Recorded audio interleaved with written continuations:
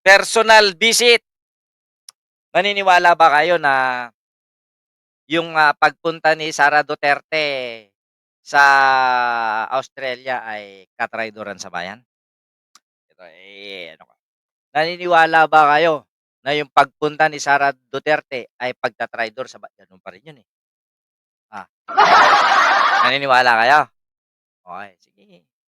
Ano bang kasunod nito? Okey, okey. Kasi eto yon. Mamaya ko ipapaliwanag pero pakinggan muna natin 'to, ha? Okey, nai-play ko na kanina, eh.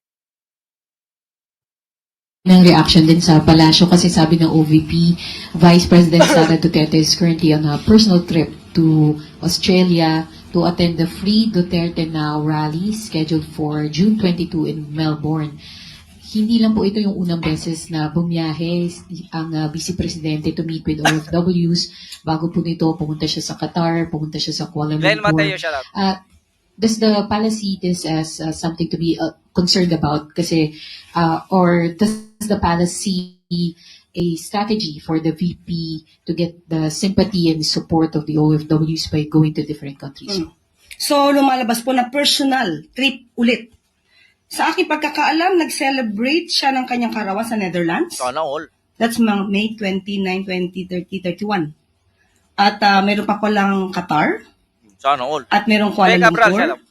At ngayon Australia. So, 4 na bansa in just less than a month.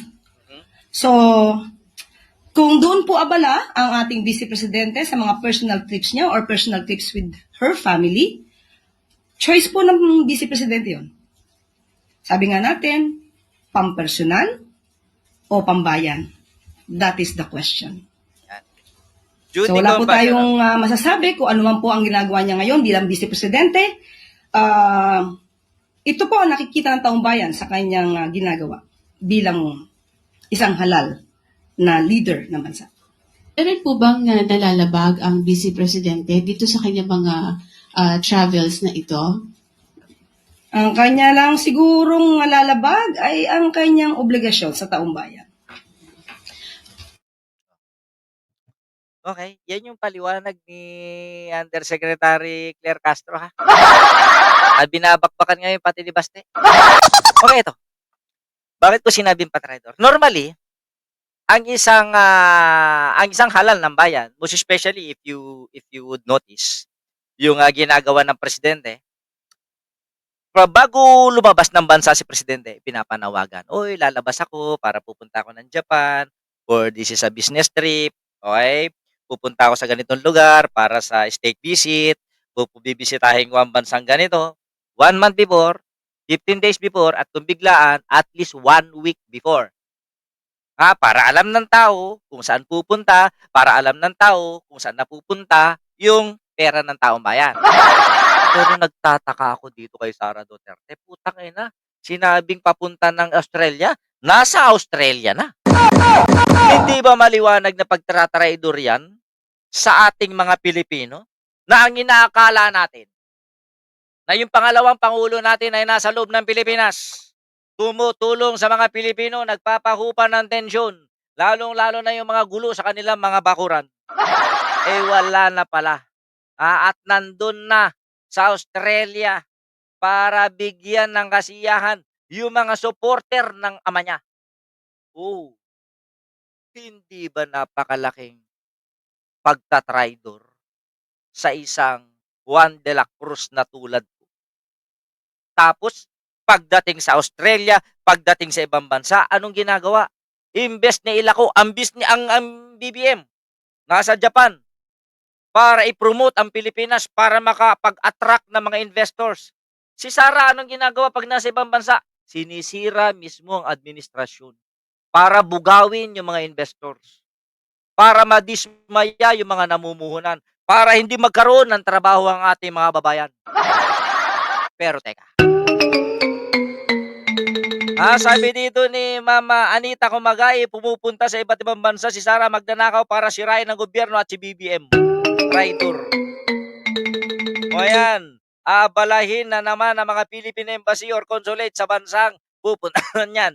Excuse me, para lang sa personal na lakad nila. Okay. Ang aga mangampanya nila 'no? Pero eto balita. The Office of the Vice President confirms receipt of the order issued by the Office of the Ombudsman at approximately 9 AM. Kahapon po 'yan. Pero mula po diyan, sabi dito ni namimihasa si Inday, time na 'wag na i-tolerate 'yan. Sana naman at sana kung diyan lang nauubos ang pondo ng bayan, 'wag nang bigyan ng budget 'yan.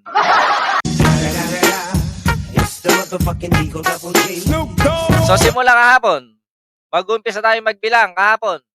Hunyo 20, ay 10 days po ang ibinigay ng ombudsman para sagutin. Pero teka, ombudsman, 'di ba sa kanila 'yan? Oo. Bakit? Nagtatraydor na ba ang ang ombudsman sa pamilya Duterte? Kung pamilya Duterte trinatraydor ni ombudsman, tapos nagkakagulo yung mga vloggers nila, tangina sino pa Vivian Espiritu shoutout. Sino pa matitira sa mga DDS? Yung mga tanga.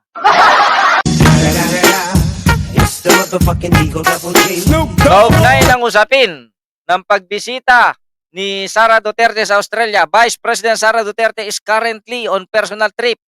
Ayan nagbigay ng statement ang OBP. Nasa Australia na. Hindi ba napakalaking pagtratraydor yan sa sambayan ng Pilipino? Samantalang ang Pangulo na yan. Bago lumabas ng bansa, sinasabi sa taong bayan, dahil wala naman siyang itinatago, ano ang kailangan dapat itago ni Sara Duterte? Pero may nalaman ako, mamaya yan. Eto. Ano ang ginagawa ni Sara Duterte sa Australia? Si BBM.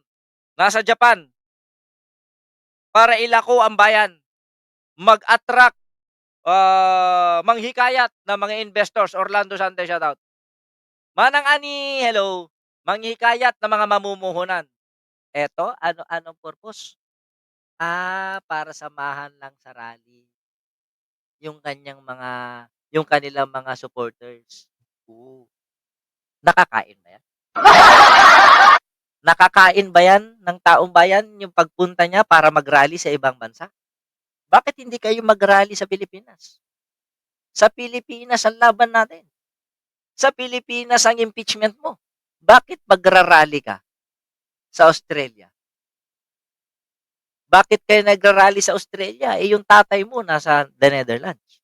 Di ba dapat magkita-kita kayo sa the Netherlands para doon mag-rally at kalabanin at itakas si Digong para makalaya? Pero teka, napapansin ko yung rally ninyo sa the Netherlands. Paunti na ng paunti ng paunti ng paunti. May bayad pa. Oh. Wala na? Kasi paubos na ang kaban? Paubos na ba yung ninakaw sa bayan? Yan lang ang aking katanungan. Di kaya drama marites yan, BT, para i-dismiss niya at huminang ebidensya ng impeachment? Hindi personal trip, confidential trip. Mehmet Ligan. Okay. Sitwasyon ng mga Pinoy sa Middle East, kinakabahala ni Duterte.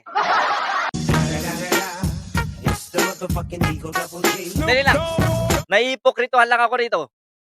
Sitwasyon ng mga Pinoy sa Middle East, kinakabahala ni BP Duterte. Pero bakit siya bumiyahe sa Australia? Kailan pa naging Middle East ang Australia? Kung talagang nababahala ka sa sitwasyon ng mga taga Middle East, di ba dapat pumunta ka sa Middle East para pakalmahin at damayan ang mga kababayan natin? Janet MCR Baluan, shout out, manang Janet Ramil. Di ba dapat sa Middle East, dapat sa Iran ka nagpunta?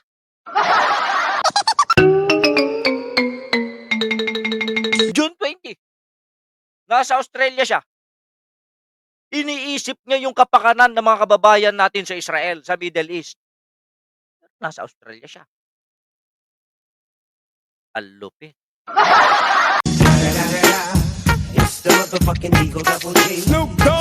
Napakalaking katangahan to. Napakalaking pambababoy to. Napakalaking kahipokrituhan talaga to. Ito yung gusto nyo maging presidente. Patraidor. Ano ba itinatago mo at bakit mo inilihim yung pagpunta mo sa Australia? Bakit? Bakit nabulaga na lang ang mga Pilipino? Kasi may nagsabi sa akin, mga babayan, ito lang ang totoong pakay pala ni Sara Duterte, yung pagpunta niya sa Australia may pera.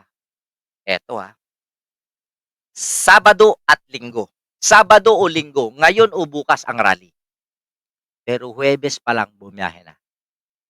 Kaya pala, kahapon Biyernes, meron silang kinausap na mga mayayamang mga tao, mga Pilipino sa Australia, na pinag-uusapan ang kampanyahan na for 2028 that they are willing to spend millions of Australian dollars.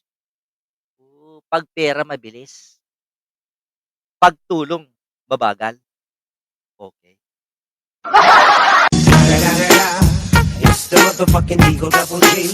Alright! Sige. Bumoto pa kayo ng traidor. Hindi ko nga alam na sinamahan siya ni Baba eh. Kanina ko lang nalaman na sumama pa talaga yung Baba. Sana naman, hindi pera ng taong bayan na ipinamasahin nyo dyan ha.